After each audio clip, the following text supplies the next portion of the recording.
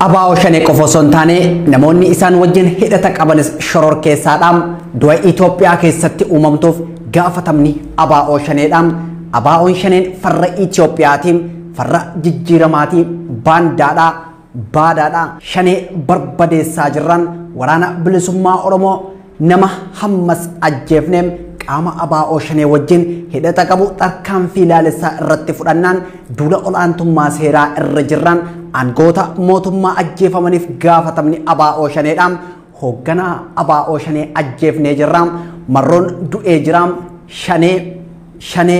Shanee jechoonni jedhan afaan caasaa biltsiginnaa kan Abiy Ahmad Shimallis Abdiisaam Geetaachoo Baalchaa Taayyee Danda'aam Araarsaa Mardaasaa Adaanechi Abeebee keessaa bahaa turaniidhaam.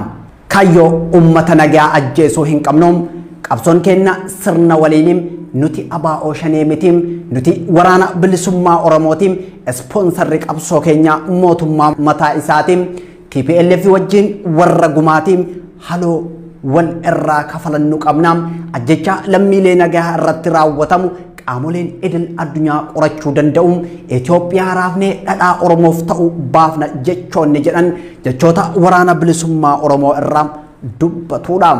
Rakkoon Itoophiyaa keessaa erga furmaata dhabee karaa nagaa didee Itoophiyaan raafamuu qabdii raafamtee ammoo Oromoon achi keessaa dhadhaa ta'e bahuu qabaa jenna. Itoophiyaan raafamte suni amma raafamaa jirti sirnumaan. ነገር ሁሉ ያለቀለት ይመስላችኋል? ኢትዮጵያ መቼም አትፈርስም። ኢትዮጵያ አትፈርስም። ኢትዮጵያ ለዘላለም ትኖራለች። ይሄን ማቆም የሚችል ኃይል የለም። ይሄን ማረጋገጥ የምንፈልገው ኢትዮጵያ አትፈርስም። Sabni Oromoo saba xiqqaa miti saba guddaa saba roorrifamuu qabu miti kanaafuu bilisa bahuu qaba nuti immoo isa sanaaf lubbuu hin qusannu goota akkasii qabna waan ta'eef nu gammachiisu jechuudha. Daandii akkasiirra akka imallu nu barsiisan waanjoo gabrummaa dhaloota baachuu hin qabne akka horannu nu barsiisan. Gareen artistii Haacaaluu Hundeessaa ajjeefte jechuun yakkameem yaaliin ajjechaa waxabajjii 16 isaantu hojjete kan jedhameem Komishiinar Salamoon Taaddasaa kan ajjeese isaaniim jijjiirama kan gufachiise jedhamuun garee Abiy Ahmadiin hoogganamuun kan himatamu waraanna bilisummaa Oromoo humnoota afuriin wal lolaatii jiraam. Raayyaa ittisa biyyaa Itoophiyaa loltuu Eertiraa isa cubbuu Tigraay keessatti raawwateem humna addaa poolisii Oromiyaa isa dargaggoota Oromoo arraabee fixee waliin wallolaati jiraam. Bara 1970 irraa jalqabee maqaan waraana bilisummaa Oromoo jedhuun uummata Oromoo biratti ol fuudhamee leellifamaam. Daa'ima ganna lamaas waboon gaachana uummata Oromooti jettim. Yaadrimeen waraana bilisummaa Oromoo uummata hunda booji'eeti jiraam. Waboon mallattoo warraaqsaam abdii bilisummaa fi hiree ofiin murteeffannaa uummata Oromoo yoo ta'u Itoophiyaa nugusootaa biratti Kayyanni 39 fi waraanna bilisummaa Oromoo yookaan Abaa'oon ija farra Itoophiyummaatiin ilaalamu. Farra Itoophiyaatiin dhibbootaam shororkeessitoota biyya deegdotaam wambadeem shiftaa warri lubbuu namaa balleessuun gara jabeeyyii maqaan jedhus finxaaleeyyii Itoophiyaa nugusootaa irraa kennamaa fi tureem. Erga riiformiin siyaasaa fi diinagdee dhufee Ihaadigin buqqisee boodam maqaan Jaalmarroo Dirribaa yookaan Kumsaa Dirribaa Lammeessaa jedhamu samii fi dachii Itoophiyaa keessatti ol ka'ee dhaga'amaam. Erga daandiin qabsoo karaa nagaa cufateem hooggantoonni qabsoo karaa nagaa hidhamanii waraanni qabsoo karaa nagaa qeeroon qabsoo hidhannootti dabalamuun mooraa qabsoo kan Marroo Dirribaa Lammeessaatiin hoogganamtuun gabbise jedhameet himamaatii jiraam. Har'a dacheen Oromiyaa hundi ishiitu golli Oromiyaa hundu kutaan Oromiyaa hundu waraana bilisummaa Oromoo qabaa jechuu ka'eenyuu kaleessa keessa socho'uu hin dandeenye. Waraana kana ka jiraachise. Xurree qabsoo keessatti tooftaan qabsoo tokko yoo cufamu kan biraatti dhimma bahamuun akka jiru kan himamaa ture warra walitti bu'iinsa qo'atuudhaani. Jaalmarroom Marroo Dirribaa Jaalmarroo Dirribaa yookaan Kumsaa Dirribaa maqaan jedhuun uummata cunqurfamaa biratti miira gammachuu, miira gootummaa, miira qabsaa'aa, miira abbaa biyyummaa, abdii bilisummaa, hiree ofii murteeffachuu sabootaa fi falmaa cunqurfamtootaa ta'eetiin mul'ata. Kampii Itoophiyaanistii biratti leellistoota nugusootaa Itoophiyaa Oromoo ajjeesaa jiraattu biratti sirna nafxanyaam kaampii biltsiginnaa hooggantoota biltsiginnaa waajjira bulchiinsa biltsiginnaa keessatti kaabinee federaalaa hamma gandaatti jirtu biratti naasuu akka bakka roobaa keessaa ta'eetiin mul'ata. Gaafiin bu'uuraa uummata Oromoo Itoophiyaa Oromoo ajjeesaa jiraattu keessaan hin deebi'u jechuun bosona Oromiyaatti kan hafe waraanni bilisummaa Oromoo Jaalmarroo Dirribaatiin hoogganamu bulchiinsa biltsiginnaa wajjin wal waraanaatii jira. Ajajaan dirree dhihaa waraana bilisummaa Oromoo Marroo Dirribaa bilisummaan Oromiyaa eenyummaa Oromoo kabajamuun deebi'uu jalqaba yoo jedhu hoogganaan biltsiginnaa Abiy Ahmad Aliin bilisummaan Oromoo tokkummaa Itoophiyaa keessaan deebi'a jechuun wal waraanaatii jiru. Abiy Ahmad garee waraana Abbaa Irreem hangafa Afrikaa Bahaa jedhamuun kan dubbatamuuf waraana Isaayyaas Afwerqee Abrahaa humna addaa poolisii Oromiyaa, humna addaa poolisii Amaaraa, raayyaa ittisa biyyaa, poolisii federaalaa fi humnoota tikaa fi odeeffannoo irraa kan ijaaramaniin deeggaramuun waraana bilisummaa Oromoo kutaalee Oromiyaa hedduu keessatti lolaatii jira. Kumsaa Dirribaa Lammeessaa yookaan Jaalmarroon dargaggoota cunqursaa sirna Itoophiyaa ifatanii qabsoo hidhannootti dabalaman ijaaruun kanneen isa loluu dhufan booji'uun teessuma lafa Oromiyaatti dhimma bahee humna meeshaa waraanaa makaanaayizdiin deeggarame lolaa jira jedhamee caqafamaa fi jira. Waraana erga riiformiitii as jalqabe waggoota lamaaf walakkaa caalaa adeemsifame kanaan mootummaan miseensota waraana bilisummaa Oromoo baay'ee ajjeese yoo jedhu waraanni bilisummaa Oromoos kumoota ajjeesee kan booji'ee jira jechuun dubbataam. Gareen barcuma aangoo harkaa qabuun kanneen ajjeese ragaa dhiyeessuu baatus waraanni bilisummaa Oromoo meeshaa waraanaa gurguddaam lola keessatti hiikkachiisee fi kanneen booji'e miidiyaa hawaasaa irratti gadhiisaatii ture.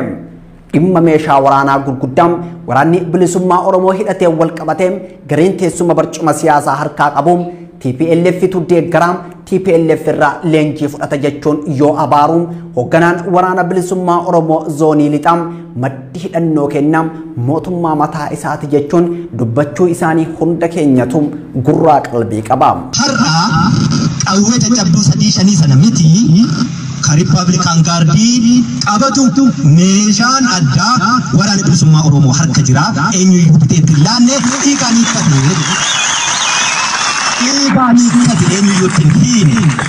Waraanni bilisummaa Oromoo har'a meeshaa eenyuyyuu hidhanne ni qaba ni hidhata uffata eenyuyyuu qabnes ni dhuffa uffati sunis immoo warshaa mootummaatti oomisheessu sinii galee achumaa dhufaa jechuudha akkasumatti warshuma isaatti oomishne achumaatti uffanna.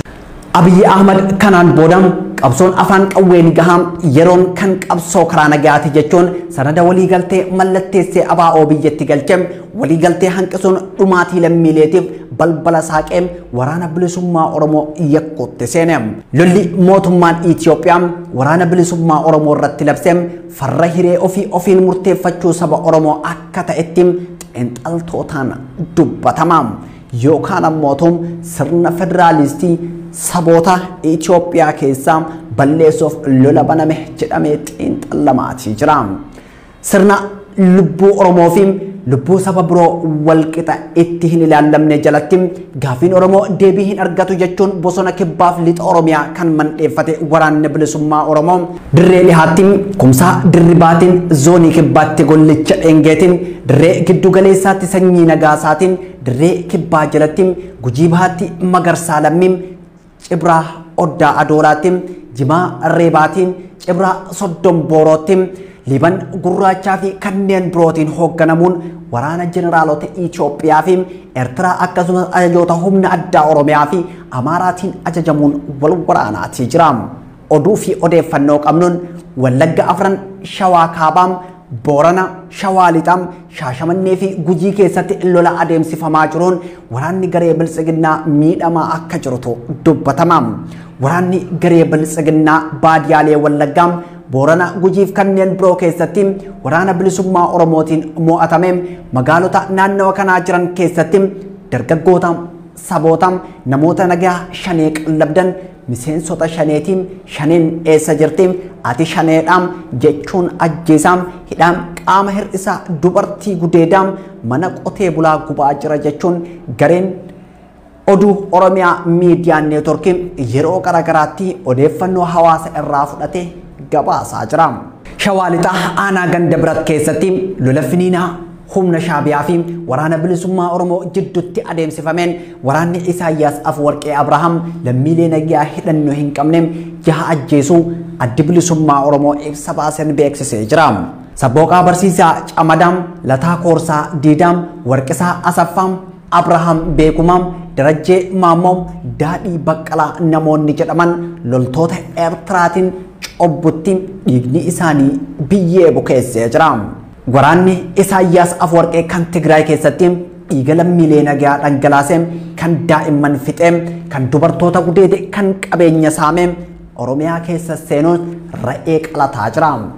Dubartoota gudeeduu fi nama nagaa ajjeesuun itti fufeetee jira. Waraanni bilisummaa Oromoo ji'a lamaan dura ibsa baaseen loltuun Eertiraa Oromiyaa qubsiifamaa jirti. Lolli Shaabiyaa fi waraana bilisummaa Oromoo jidduutti adeemu lola ijibaachisaa fi dhiiga dhangalaasaadhaan addunyaan atantamaan tarkaanfii fudhachuu qabdi jechuun gaafateetii ture. Har'a waraanni Eertiraa Oromiyaa keessatti dhiiga dhangalaasaa jira. Lolli isaan lamaan jidduutti adeemamaa jirus lola ijibaachisaa akka ta'etu kallattii garaagaraa irraa dubbatamaatii jira. Keessaayyuu kallattii gara Gujiitti lolli hammaataan torbaanota kana keessa adeemsifamaatii ture. Dargaggoon caamsaa 11 bara 2020 takka Qeellam Wallagga Addabaabaayii magaalaa Dambidoollootti ajjeefame ragaa waraanni mootummaa namoota nagaa ittiin ajjeesaa jiruudha. Human Rights Watch gabaasa ajjeefamuu dargaggoo kanaatiin wal qabsiisee baaseen aangawoonni mootummaa qaamoleen nageenyaa sarbama mirga namoomaa raawwatan gaafatamuu qabu jechuun gaafate. Humni addaa poolisii Oromiyaa kan sirna dantaan uummata Oromoo tokkummaa Itoophiyaa keessaan deebi'a jedhee amanuun hoogganamu dargaggeessa ganna 17 kan dhimma amantii malee waa'ee siyaasaa quba hin qabne Addabaabaayii irratti baasuun haadhaa fi abbaa dabalatee nama 200 ol duratti rasaasaan ajjeese. Yakka kan raawwatu qaamolee nageenyaa garee biyya bulchuun yoo ta'u yakkamaan waraana bilisummaa Oromootiin akka ilaalchamu biltsiginnaatti jechuudha. Gocha biltsiginnaa fi jecha waraana bilisummaa Oromoo ilaaluun tarree shororkeessummaatti kan farrajamuu qabu waraana bilisummaa Oromooti moo biltsiginnaadha kan jedhuuf deebii isiniif dhiisa. Ajjeefamuu dargaggoo kanaatiin wal qabate itti gaafatamaan kominikeeshinii mootummaa naannoo Oromiyaa obbo Geetaachoo Baalchaa yaada BBC Afaan Oromootiif kenneen sochii hidhannoo Oromiyaa keessa jiru sababeeffachuun tarkaanfiin madaalawaan akka fudhatamu qajeelfamni kennamee jira jechuun dubbate. Amala shororkeessummaa ajjechaa suukaneessaa cobboom dabalammiilee nagaa irratti raawwadhaa waraana bilisummaa Oromoo yakkaa jechuun akka waajjira biltsiginnaa irraa kenname aangawaan olaanaan biltsiginnaa kun dubbatee jira. Hoogganaan nageenyaa godina Qeellam Wallaggaa obbo Tasammaa Waariyoom namni Addabaabaayii irratti ajjeefame hin jiru kan ajjeefame miseensa ABO shaneetiin bosona turee dhufe jechuun dubbate. Eegaa Itoophiyaan hooggantoota ekeraa irra cobbuu kaayaniin durfamtee gara qilee gugataa jirti jedhanii tilmaamuun nama hin rakkisu. Kun kan daawwataa jirtan qophii Mil'oo Tibbanaatiin kan mil'ataa jirru ammoo lola waraana bilisummaa Oromoo fi mootummaa Itoophiyaa kan loltuu waraana Eertiraa humna addaa naannoo Amaaraa akkasumas humna addaa poolisii Oromiyaa raayyaa ittisa biyyaatiin deeggaramuun waraana bilisummaa Oromoo lolaa jiru mil'ataa jirra. Ammas nu faana bu'aa. Gareen Abiyyi Ahmadiin hoogganamu yakka kanaaf ammoo gaafatamaa waraana bilisummaa Oromoo taasisam. Hooggantoonni waraana bilisummaa Oromoo ammoo sababa nama nagaa ajjeefnuuf hin qabnu jechuun himata garee Abiyyi Ahmad balaaleffatam. Torbaanota duram Oromiyaa miidiyaa neetwoorkii ajajoota waraana bilisummaa Oromoo Gujii fi Booranaa dubbiseetii jiram. Itti gaafatamaan ajajaa waraana bilisummaa Oromoo zoonii Kibbaam Gujii Cibraa Oddoo Adoolaam Jimaareebeem kobii mootummaa Itoophiyaatiif deebii yoo kennuun waraanni bilisummaa Oromoo sababa uummata nagaa ajjeesuuf hin qabuun kaayyoon waraana bilisummaa Oromoo gabrummaa jaarraa tokkoof walakkaaf uummata Oromoo irraa kaasuudhaan waraana bilisummaa Oromoo sirna irratti qabsaa'a malee hawaasa qulqulluu irratti hin qabsaa'u jechuun deebise. Hoogganaan Dirree Dhihaam Jaalmarroo Dirribaam Aljaziiraa VOA irratti yaada kenneen ABO shanee jedhee kan mootummaan waamu nuti hin beeknu nuti waraana bilisummaa Oromooti kan qabsaa'aa jirru mirga ummata Oromoo kan sabootaam sablammootaa fi ummattoota Itoophiyaa kabachiisuuf jechuun kaayyoo qabsaa'aa fi jirum afaan addunyaan beektuun dubbateem. Waraanni bilisummaa Oromoo dhimma Oromiyaa irratti hamma xurii qeensa jalaam sharafamtee jennaan hin fudhannum dhibba barbaannam dhibba argannaan duubatti hin jennum. Dhimma Oromoo irratti waa sharafamtee jennaan hin fudhanna. Dhibba barbaannaa dhibba argannaan immoo duubatti hin jennu jechuudha. Kanaaf hanga bilisa sin baasuutti ani yookaan nan du'a yookaan ammoo bilisa sin baasa. Jechuun ejjennoo qabsoo fi dhimma Oromiyaa irratti qabu kan dubbate Kumsaa Dirribaa Lammeessaam dantaa Oromoon Itoophiyaa keessatti qabu sharafamnaan qabsoo dhukaasa qawwee akka itti fufu ibseem. Itoophiyaa keessatti dantaan Oromoo maaliim? Waraanni bilisummaa Oromoo maaliif qabsaa'am? Bulchiinsi Abiyyi Ahmad haal dureewwan waraanni bilisummaa Oromoo dhiyeesseem maaliif simachuu sodaateem? Warri tokkummaa Itoophiyaa leellisan dantaa Oromoo maaliif kabajuu lagatu gaafiilee jedhan ibsuun barbaachisaadha. Itoophiyaa keessatti uummanni Oromoo akkuma saba kamittuu bilisummaan bahee galuu barbaada. Biyyi abbaa isaa irratti abbaa ta'ee qabiyyee lafa isaa takkuun takka osoo hin sharafimin Finfinnee hamma Dirree Dawaatti Raayyaa hamma Mooyyaleetti daangaa Oromiyaa kabajamee akka jiraatu barbaada. Oromoon Itoophiyaa Oromoo ajjeesaa jiraattu osoo hin taane Itoophiyaa Oromoo kabajjee jiraattu ijaaru barbaada. Gaafin dimokiraasiin, gaafin abbaa biyyummaa, gaafin eenyummaa, gaafin qabiyyee lafa Oromoo, gaafin seenaa, afaan, aadaa fi duudhaa, gaafilee bu'uuraa Oromoon dhalootaa dhalootatti gaafatam har'a gaheedha. Gaafii kana deebisuuf waraanni bilisummaa Oromoo qabsoo hidhannoo taasisaa jira jechuun amanam.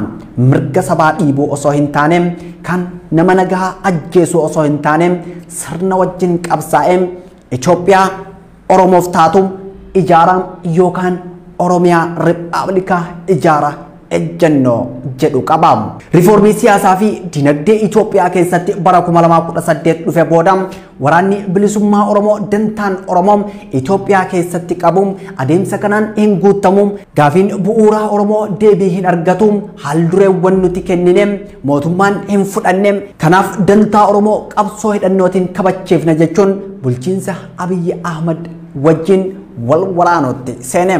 Bulchiinsi Abiyyi Ahmad waraana bilisummaa Oromoo akka qabsaa uummata Oromootti osoo hin taane akka humna cunqursaa uummata Oromootti ilaala. Garuu waraanni bilisummaa Oromoo barcuma siyaasaa Finfinnee jiru osoo hin qabatin ideoloojii bilisummaa Oromoo qofaan uummata Oromoo kan booji'e yoo ta'u gareen ibidda warraaqsaa yookaan dargin waggoota 17f adda dimokiraasiin warraaqsi uummatoota Itoophiyaa waggoota 27f gareen bilisiginnaa waggoota 3 darbaniif walumaa galatti waggoota 47 oliif Itoophiyaa bulchan yaadrimee bilisummaa Oromiyaa jedhum yaadrimee Oromummaa jedhum yaadrimee abbaa biyyummaa jedhum sammuu uummata Oromoo keessaa baasuun yaadrimee Itoophiyummaa fi Itoophiyaa jedhu kaa'uu hin dandeenye. Oromoo kan dhuunfate yaadrimee dimokiraasiin yaadrimee abbaa biyyummaa yaadrimee walabummaa ta'uu isaatiin. Mooraan Itoophiyummaa Oromummaan keessa hin jirtu Itoophiyaaf nagaa kennaa ilaalcha jedhuun Itoophiyaa qoraasum. Mooraan Oromoo ammoo ilaalcha Itoophiyummaa Oromummaan keessa jirtutu Itoophiyaaf nagaa kenna jedhuun waraanni bilisummaa Oromoo Jaalmarroo Dirribaa jireenya Arabummaa Magarsaa Lammiin Liiban Gurraachaa Jimaa Reebaa sanyii nagaasaa fi kanneen birootiin durfamuun Itoophiyaa keessatti sirna sabootaa ta'uu ijaarra yookaan Rippaabilika Oromiyaa ijaarra jechuun qabsoo hidhannoo qabsoo kufanii kuffisuun taasisaatii jiru. Mooraa Itoophiyaanotaatti Itoophiyaa sabootaaf taatu ijaaruun farra Itoophiyummaati. Kanaaf Abiyyi Ahmad Aliin ilaalcha Itoophiyaa Oromummaan keessa hin jirre ijaaruu simate. Itoophiyaa gaafileen bu'uuraa Oromoo keessaan deebi'u ijaaruu lagate. Itoophiyaan furmaata Oromoo erga ta'uu didde. Itoophiyaan raafamuu qabdi. Raafamuu Itoophiyaa keessaa ammoo dhadhaan furmaata Oromoota ubbahuu qabaam nuti shanii miti waraana bilisummaa Oromootiin nuti shanii miti miiliyoona 50 oliin Oromoo yoo bilisoomsuu dadhabeem Oromoof du'uu hin dadhabu jechoonni jedhan jechoota Marroo Dirribaa Lammeessaatiin. Nuti shanii miti waraana bilisummaa Oromoo nuti shanii miiliyoona 50 sanaa oli ummanni kun galaana kanatti keessoo hin danda'amu. Rakkoon Itoophiyaa keessaa erga furmaata dhabee karaa nagaa didee Itoophiyaan raafamuu qabdii raafamtee ammoo Oromoon achi keessaa dhadhaa ta'e bahuu qabaa jenna.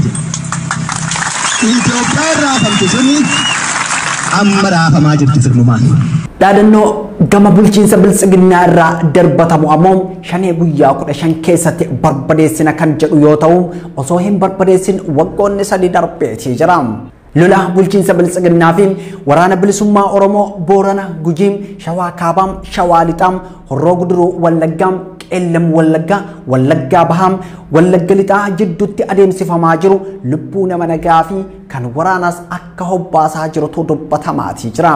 Lolli aanota gammoojjii godina Gujii Bahaam Gumii Eldelloom Sabbaa Boruum Liiban Gooroo Doolaam addatti ammoo Gooroo Adoolaa fi Gumii Eldelloo keessatti dhukaasa waraana bilisummaa Oromoof dhukaasa Shaabiyaam humna addaa mootummaa naannoo Oromiyaam humna addaa mootummaa naannoo Amaaraaf raayyaa ittisa biyyaa jidduutti taasifamuun arraafamaatii jirti. Ajajaan waraana bilisummaa Oromoo zoonii Gujii Bahaam Magarsaa Lammii waboon kaayyoo loluuf qabaam qaama kaayyoo keenya loluuf dhufe kamuu ofirraa deebisna jechuun raadiyoo arraata biyyaalessaa Oromiyaa irratti dubbate.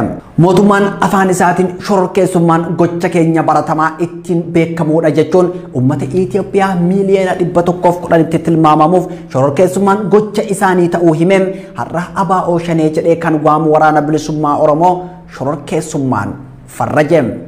Shororkeessummaan gocha bulchiinsa biltsiginnaan ittiin beekamu erga ta'e labsiin shororkeessummaa eessaa dhufeen gaafiidha. Qaama bulchiinsa mootummaa Itoophiyaa kan ta'e waajjira Gumii Abbaa Alangaatti hoogganaa kan jiran Dr. Abaadir Ibrahim turtii BBC wajjin taasiseen shororkeessaa kan jedhamu siyaasaam amantaam ilaalcha irratti hundaa'uun uummata yookaan qaama hawaasaa murtaa'e shororkeessuuf yaadamee kan raawwatamuudha jechuun dubbate. Yaadotam Dr. Ibrahim kaa'ee keessaa siyaasaa fudhannee yoo ilaalle Itoophiyaa keessatti erga riiformiin jijjiiramaa dhufe siyaasaa ofii uummata irratti fe'uuf humna addaa kan ilaalcha ida'amuutiin leenjii dargaggootatti bobbaasee kan fixaa jiru biltsiginnaadha. Addabaabaa'iin magaalota Oromiyaa taatee shororkummaa mootummaa Itoophiyaa erga keessummeessuu jalqabanii oolanii bulaniiti jiru. Dambidolloo hamma Booranaatti Naqamtee hamma Gujiitti dargaggeessa addabaabaayii gubbatti rasaasaan tumanii ajjeesuun aadeffata garee biltsiginnaa ta'ee jira. Waqtiin goolii diimaam hayyoota Oromoo haamee fixee barri chaartaraa qabsaa'ota Oromoo arraabee ce'umsi baranaas dargaggoota Oromoo nyaatee fixeetii jira. Itoophiyaan nageenya lagattee du'a ilmaan isheetiin raafamuu erga jalqabdee oltee bultus furmaanni hanga ammaatti hin argamne. Mootummaan Abiy Ahmad Itoophiyaa biltsigoomsa jedhee du'a lammiileef raafama nageenyaa balansagoomsaa jira. ABO shanee fi adda bilisa baasaa uummata Tigraay shororkeessummaan yoo labsaman abuuta akka daaraa qilleensa gubbatti battanii bittinnooytee jirti kan jedhe bulchaan Itoophiyaa kan uummata Itoophiyaatiin shorti memoorii jedhee amma TPLF ni jira jechuun shororkeessummaan labseem.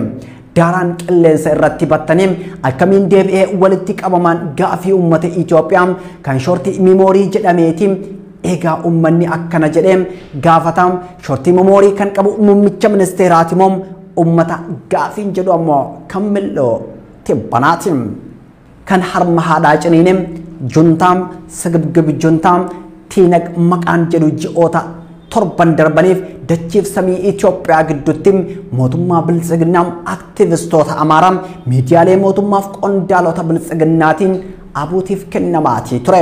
Adda bilisummaa uummata Tigraay sigibgib juntaa irraa gara daaraa bittinnaa'eetti daaraa bittinnaa'e irraa amma ammoo gara shororkeessummaatti ce'eetii jira. Daaraan bittinnaa'e akkamitti shororkeessaa ta'een gaafii biraati. Kaadreen mootummaa miidiyaaf aktivistoonni mootummaa hundi juntaa maqaa jedhu lafa kaa'anii shororkeessaa kan jedhu bakka buusanii jiru. ABO shanee jedhee kan waamu waraana bilisummaa Oromoo maqaa shiftaa ergamaa TPLF diina Itoophiyaa farri Itoophiyaanistiin kanaaf sanii irraa gara shororkeessaatti ceesiseetii jira. Bara 2011 akka lakkoofsa warra adiitti ABO adda bilisa baasaa Ogaadinii fi Gimboota sabaatiin paarlaamaa Itoophiyaatiin tarree shororkeessitootaa jalatti labsamanii turan. Sirri shororkeessummaa ABO irratti bahee kun waggootaaf abbootii qabeenyaa Oromoo sabboonaaf sabboontuun maqaa ABO shororkeessaa wajjin hidhata qabda jedhuun hidhaa dirraa fi ajjechaaf saaxilaatii ture. Qabeenyi abbootii qabeenyaa Oromoo maqaa kanaanis saamamaatii ture. Sirri shororkeessummaa kun bara 2018 haqamuun dhaabbileen kun akka biyyatti deebifaman ta'eem bara 2021 ammoo labsiin shororkeessummaa labsame. Abbootiin qabeenyaaf namoonni dhuunfaa Oromoo 141 qabeenyi isaanii akka hin sochoone taasifameetii jira. Kun tooftaa adda bilisummaa uummata Tigraay Oromoo ittiin hiyyoomsee cabseedha yoo jedhamu biltsiginnaan tooftaa abboota irraa dhaaleen abbootii qabeenya isaanii saamuuf itti fayyadamaa jira jedhamee dubbatamaatii jira. Walumaa galatti lolli waraana bilisummaa Oromoof raayyaa ittisa biyyaa loltuu Eertiraaf humna addaa poolisii Oromiyaa humna addaa poolisii Amaaraa fi milishaa jidduutti adeemsifamaa jiru. Falmiin siyaasaa Marroo Dirribaa fi Abiyyi Ahmad jidduutti adeemsifamaa jiru itti fufeetii jira. Kan dantaa uummata isaa kabachiisu Oromoon filatee qabachuun gahee isaatiin dhaamsa mil'ootti banama.